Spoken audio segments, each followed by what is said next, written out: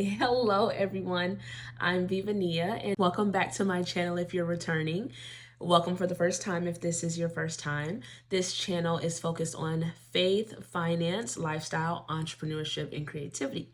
And today we're actually going to take a little bit of a turn, or we're going to continue along the lines of faith, but I want to talk about what to do while we are waiting to become wives and kingdom spouses. I believe that this can be applied to men as well, but I am speaking directly to the women.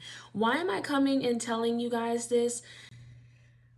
I don't want to, I won't give too much of my situation, but just know that in the last couple months, I have had the privilege of being stripped of everything, of a relationship specifically that meant the absolute world to me. Someone that I believed is my spouse, and someone that I pray we rekindle, when the time is right.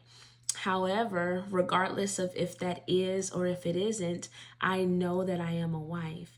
And so, in this breaking and shaking and separation and refining, the Lord has illuminated to me some things that I have to do to be prepared for whenever my kingdom husband or spouse finds me.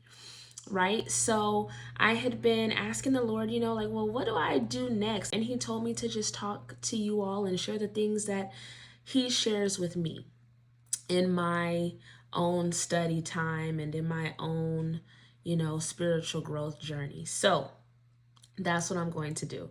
And there are 6 specific things that He told me.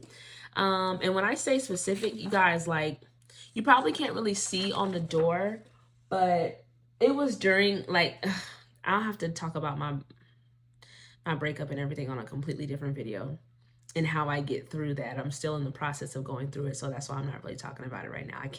I'm not the type of person to talk about things until I'm over it on the other side and I have the testimony. I don't have the full testimony yet. Just know the Lord has been working on your girl, okay? Anyhow, during this, healing journey after this relationship, the Lord had me just start planning my wedding, or planning, the things that I need to be doing to prepare for that time in faith. And it's just so crazy the way the Lord works. Like, the day that I decided to plan it was the day that everything just like hit the fan. I'll never forget it, but again, neither here nor there. Anyhow, there was one point where He was like, what you need to do while waiting.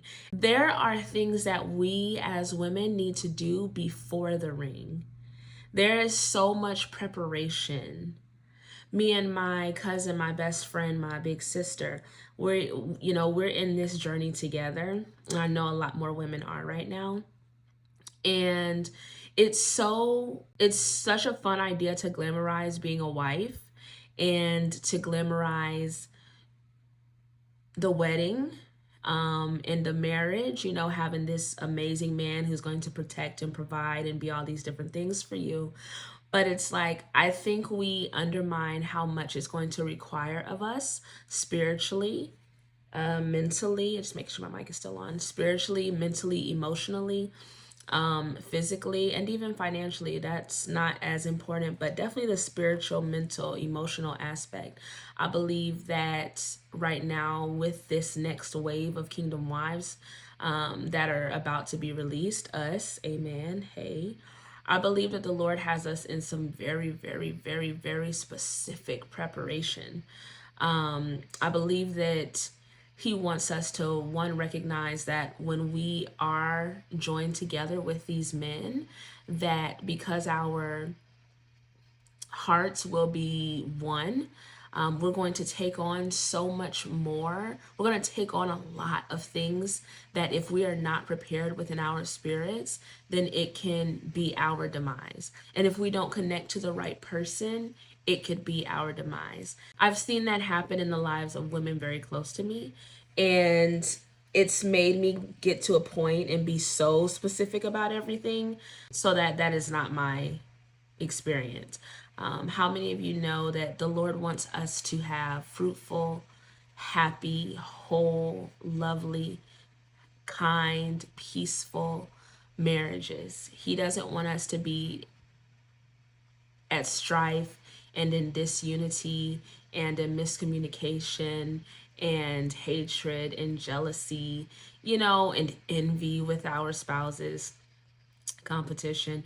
He wants us to be literally meshing well together like a three-chord string that cannot easily be broken, right?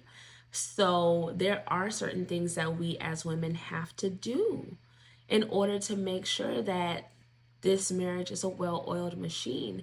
And whether we know who our spouse is or not, we need to make sure that in this time of our waiting, because until we get there, this is technically our waiting season.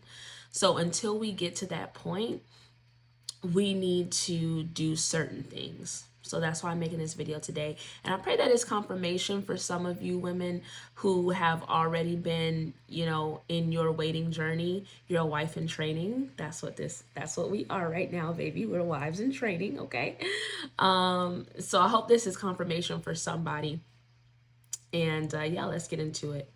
Oh, you're probably wondering, well, you're not married, Valeria, but you have a wedding ring on, or a wedding band. This is my wedding ring from God. Yeah, me and God are married right now. We're locked in. Ain't no switching up. So maybe that's for somebody too. Go get you a ring. When I say, like, God literally got this for me, you guys, and it's just a quick little story. There's been a lot going on in my life. And when I get on the other side, I can share my full testimony. But long story short, he's been making provision in so many different ways. And I got invited to be an Amazon Vine partner. So basically, I get to request products from Amazon for free, and I just have to review them. And so they happen to have a ring. So ultimately, God provided this ring. I didn't buy this ring for myself. He did, because I didn't apply to this program. I just got an email one day and they were like, hey, you be reviewing stuff all the time. We want to invite you to this program where you can get products from Amazon for free and just review them. So I was like, okay, Lord. And then he was like, yeah, let's get married again. And I was like, okay, Jesus. And he was like, go look for a ring. And I was like, okay. And here we are. So technically I am married already, but I'm married to the Father. Amen. And so when he's ready to release me, and my spouse has been, put through the fire and refined and done all he needed to do, then boom. But let me get into it, because I'm rambling now and I don't want to. I want to make sure that you guys get the exact instructions that the Lord gave me.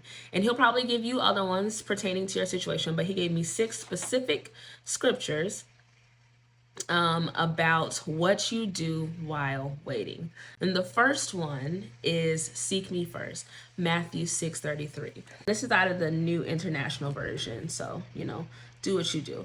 But the full scripture says, but seek first his kingdom and his righteousness, and all these things will be given to you as well.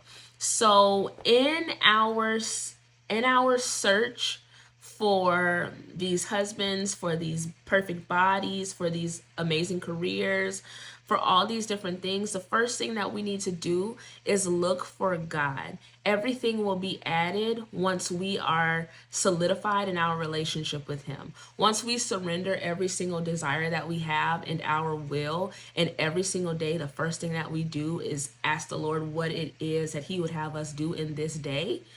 That is when everything that we desire, specifically our husband in this kingdom marriage, will be added unto us. So number 1, seek me first, Matthew 6:33. Number 2, consecrate yourself. To consecrate means to be set apart, you guys. It means to be set apart. This is Exodus 32:9. Let me go there. That's crazy. I got the wrong scripture on here. It's definitely the right thing to consecrate yourself, which means to be set apart. But I need to find a new scripture. Hold on. I'll just use this one. This is Exodus 28:41. After you put these clothes on your brother Aaron and his sons, anoint and ordain them, consecrate them, so they may serve me as priests.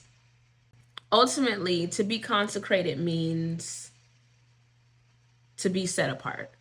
And so, in this day and age, setting yourself apart means doing things that you normally would not do, or that your friends may not do, or that your family may not do. Okay. If you got people who are wanting to go to this club and you know that you need to be home having a, a Bible study with the Lord, or you need to be doing some type of self-care, or you need to be working on some task that the Lord has already told you to do that you've been procrastinating on, that is setting yourself apart. If you know that right now it's time for you to dress more modestly, it's time for you to change the things that you're watching or listening to. This is setting yourself apart from society. Hey, I had to pop in to mention one other thing that's really important to consider in setting yourself apart and consecrating yourself, especially in this society, and that's fornication. We're living in a world where everyone wants to openly engage in their lustful desires. And to say no to something like that is one very specific way that you can set yourself apart. So I just really wanted to mention that because I'm actually on a celibacy journey myself. More on that later. But I think it's really important for us to say no to that, because not only are we technically consummating a marriage when we have sex with someone, debate your mom, but when we are doing that, we are tying bonds and exchanging parts of our souls with people that God never even intended for us to be with. And I really think that's why He set the rule in place for us really to not have sex until we're married. Because when we connect with these people, and by biblical standards, when you have sexual relations, you're technically marrying someone. Now you don't even know, or you're unaware, if you're not spiritual, if you haven't grown enough in your spiritual identity to understand that you didn't really marry, you married Bobby, and you ain't even met Michael, who is your real husband. And now Bobby's spirit is lingering, and you can't understand why you don't really love Michael. And the other part is, I believe that the Lord didn't intended for us um, to withstand from fornication and to abstain from sexual relations until marriage, because if we weren't doing it so much and having all of these perverse experiences, then when we got our person, we wouldn't really have anything to compare it to. So it wouldn't throw us off. And I know that's a lot of people's issue and concern. Like, oh my gosh, if I don't have relations with this person before I marry them, what if I don't like them sexually? And, go to God on that. That's between y'all. And this is not the video for that. But I just wanted to really place emphasis on fornication and not fornicating being a way to set yourself apart. Okay, and from the things of this world, essentially, which actually leads me into number 3, which is to renew your mind. Romans 12:2. Y'all know these scriptures. You already know it. Where is it? It says, do not conform to the pattern of this world, but be transformed by the renewing of your mind. Then you will be able to test and approve what God's will is, His good, pleasing, and perfect will. And I have a note in here actually from my own Bible study that says, be transformed by renewing my mind so I can sense, see, and feel and know God's will for my life. It would be a shame for you to go through all of this preparation and to not renew your mind in a way that you can sense what the Lord and who the Lord has for you. Counterfeits are real. Things that look like the real thing are real. We can be deceived when our minds are not renewed based on the Word of God and His principles. Then we can think that something is one thing and it actually is not. So this scripture, what's coming to me right now, is putting emphasis on not being deceived. When we renew our minds and when we don't conform to what the world and the pattern and the system of the world has going on, then we're able to test and approve what God's will is. Meaning we can test something out and say, "Oh no, that's not what God would have me do." You have a conversation with somebody and you're like, "Oh wait, no, that's not it." Or you have a conversation with someone and you're like, "Wait a minute, no, my spirit is actually leading me to continue finding out what this is about." So that's that. I'll give you a quick little story. Because I've been renewing my mind daily and I've been actively seeking the Lord in my, in my own time, I had met this one guy and I had a couple conversations with him. And girls, we're always like, "Oh, maybe this is my husband." You have two conversations with somebody, you're like, "Maybe it's him, God." And so, boom, I have these conversations with him. I'm like, "Okay, I kind of like this person. Maybe I can continue to talk to him." You guys, I got a text message from this man at like 10 o'clock in the morning on like a Monday or something, asking me for $8 to borrow $8. Do you know how fast I blocked him? Counterfeit. My counterfeit radar literally went up. It shot up. But this may be easy for some of you, but I'm not going to lie. I have been that girl who's been like, "Oh, okay, sure. Like, I'll send you $8. It's no problem." No, it is a problem. If you want a provider, man, you anytime a man reaches out to you, you barely know him and he's asking you for money already, sis, that's a counterfeit, especially if you are seeking a provider. No, no, okay? And that's because my spiritual awareness has been heightened because I'm renewing my mind every day.